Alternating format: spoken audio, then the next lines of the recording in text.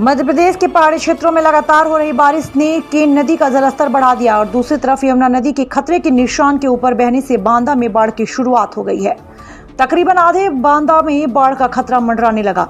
बांदा के पैलानी तहसील के तकरीबन 2 दर्जन गांव बाढ़ की चपेट में है। केन नदी और चंद्रावल नदी के उफान से यहां 1.5 दर्जन से ज्यादा गांव का संपर्क टूट चुका है। सड़कों पर नावें चल रही हैं, लेकिन जिला प्रशासन अभी भी अपनी नींद में सो रहा है। जिला प्रशासन की तरफ से ना तो नावों का इंतजाम है, ना ही बाढ़ग्रस्त एरिया में सुरक्षा के लिहाज से कोई इंतजाम किए गए। ग्रामीण खुद अपनी व्यवस्था से चंदा करके नाव का जुगाड़ कर रहे हैं और अपने घरों से बाहर आ रहे हैं। बाढ़ग्रस्त एरिया में अभी तक लोगों को सुरक्षित जगहों पर नहीं पहुंचाया गया। अगर बाढ़ अचानक बढ़ती है तो बांदा से बड़ी तबाही सामने आ सकती है। आपको बता दें कि यमुना नदी बांदा की सीमा से निकलती है और इसी नदी में मध्य प्रदेश से बांदा होती हुई जाने वाली केन नदी मिलती है। यमुना नदी कल ही खतरे के निशान से ऊपर बहने लगी थी। इसी वजह से केन नदी का जलस्तर भी तेजी से बढ़ने लगा। यमुना नदी के बढ़ने से जहां बांदा फतेहपुर मार्ग बाधित होने की संभावना बढ़ गई, वहीं केन नदी के उफान से और चंद्रावल नदी के उफान से बांदा के पैलानी तहसील के दर्जनों गांव प्रभावित हो गए। पैलानी तहसील से गांव गौरी कला, अमरा, पलानी डेरा, पडोहरा, नागादेव, नरी, सिंधन कला समेत 1.5 दर्जन गांव का संपर्क मार्ग जलमग्न हो गया है। सड़कों पर यहां के ग्रामीणों ने आपस में चंदा करके नाव की व्यवस्था की और जरूरतमंद लोग इन्हीं नावों के सहारे गुजारा बसर कर रहे हैं। नरी गांव पूरी तरह से जलमग्न हो गया है। यहां की सरकारी स्कूलों में भी छत तक पानी भर चुका है। आपातकालीन चिकित्सा सेवाएं हासिल करने के लिए लोग गर्भवती महिलाओं को भी नाव में लाकर किसी तरह से शहर तक पहुंचा रहे हैं। जिला प्रशासन की तरफ से इन क्षेत्रों में किसी भी तरह का कोई इंतजाम अभी देखने को नहीं मिल रहा। दूसरी तरफ बांदा में केन नदी का जलस्तर लगातार बढ़ रहा है और खतरे के निशान से केन नदी सिर्फ 3 मीटर की दूरी पर है, लेकिन बावजूद इसके जिला प्रशासन के कानों पर जू तक नहीं रेंग रही। हालांकि जिला प्रशासन के कागजी दावे बरकरार हैं। कागजों में राजस्व विभाग के कर्मचारियों की और पुलिस की ड्यूटी भी लगी दिखती है, लेकिन धरातल पर ऐसा कुछ नहीं है। गुल मोहम्मद की रिपोर्ट, बांदा। उषा जी, आप यहाँ आशा बहू हैं? किसको लेकर के जा रही हैं?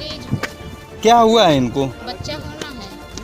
अच्छा, तो काहे से लेके आई हैं गांव से? गाँव से। क्या गांव आने जाने का और दूसरा कोई रास्ता नहीं है?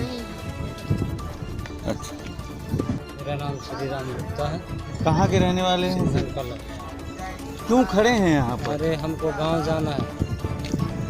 गांव निकलने का रास्ता बाधित हो चुका है। बाधित हो चुका है तो क्या करें, अब नाव से तो जाएंगे। ये पानी कैसे यहाँ पर आया है? केन नदी का ये यहाँ से नाला निकला हुआ है ना। भैया, यहाँ इस रपटे से कितने गांव लोग आते जाते हैं? यहाँ से तो कम से कम 10-12। कौन कौन से कुछ गांव के नाम? हाँ, सिंधन कला हो गया, जैसे अदरी हो गया, लसड़ा हो गया, बद्धरी हो गया, गुड़गांव हो गया और तगड़ा डेरा पड़ता है, हरबंद पड़ता है, पतकौड़ी पड़ता है। क्या जाने की यही रास्ता है या और कोई रास्ता है? नहीं, यही रास्ता है। अच्छा, लोग कैसे आ जा रहे हैं अभी? अभी नाव से आते हैं। जब नाव नहीं होती, जब रोड खुला होता है तो वाहन से आते हैं। कब से पानी आना शुरू हुआ भैया? और 2-3 दिन हो गए। तो 3 दिन से। पानी से यहाँ कोई घटना भी पहले हो चुकी है? जी। कौन कौन सी घटना? कम से कम 2-3 बच्चे यहाँ डूब गए थे। पानी में डूब गए थे। कब? कल साल। पिछले साल। पैलानी तहसील के अंतर्गत लगभग कितने गांव ऐसे प्रभावित हैं जहां पर नदियों का पानी पहुंचा हुआ है? लेकिन पैलानी तहसील के अंतर्गत लगभग 10 गांव हैं जो केन नदी और चंद्रावल नदी में जल स्तर बढ़ जाने के कारण प्रभावित हैं। लोगों की आने जाने की क्या व्यवस्था प्रशासन द्वारा की गई है? प्रशासन द्वारा ग्रामीणों के सहयोग से नावें लगाई गई हैं और नाव से लोग आवागमन कर रहे हैं। आवागमन अभी पूरी तरह की बाधित है। आकस्मिक चिकित्सीय सेवा हेतु क्या प्रशासन ने? हाँ, यदि कहीं ऐसी कोई स्थिति आती है तो हमने CSC जसपुरा और PSC पैलानी को अलर्ट कर रखा है। कहीं कोई स्वास्थ्य संबंधी दिक्कत आती है तो ये हमारी स्वास्थ्य टीम उनके व्यवस्था करेंगे। बाढ़ क्षेत्रों में प्रशासन द्वारा किन की ड्यूटी लगाई गई है? तो बाढ़ क्षेत्रों में जो हमने बाढ़ चौकियाँ 17 बाढ़ चौकियाँ बना रखी हैं। अभी हमने जो है प्रभावित क्षेत्रों की चौकियों को एक्टिवेट किया है और वहाँ पर हमारे राजस्व लेखपाल और विकास खंड के कर्मचारी और स्वास्थ्य विभाग के कर्मचारियों की ड्यूटी लगाई गई है।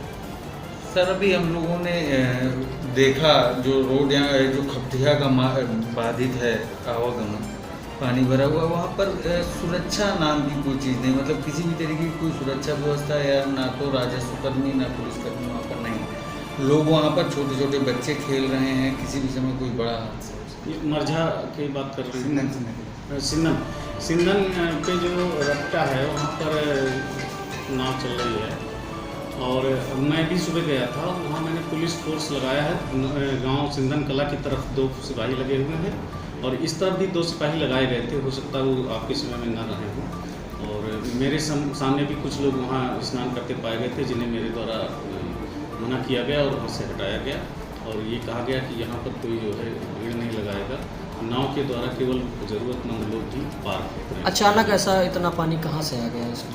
ये पानी यमुना में पानी छोड़ा गया है पीछे से, जो डैम से, और जिसके कारण यमुना जो है जल प्लावित हो गई है, और यमुना का जलस्तर बढ़ जाने के कारण हमारी केन नदी थी उससे जलस्तर बढ़ गया है। यहाँ स्थानीय स्तर पर कोई बरसात का पानी नहीं है। क्या कोई खतरा भी है खतरे के पानी से? नहीं, अभी कोई खतरा नहीं है। अभी हमारी कोई आबादी कहीं प्रभावित नहीं है, केवल आवागमन ही प्रभावित हुआ है, जिसे नावों के द्वारा जारी किया गया है।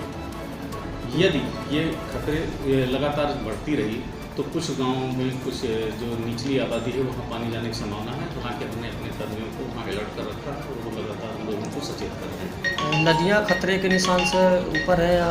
नहीं, अभी खतरे के निशान से नहीं पहुँची हैं, लेकिन उनके करीब पहुँच चुकी हैं।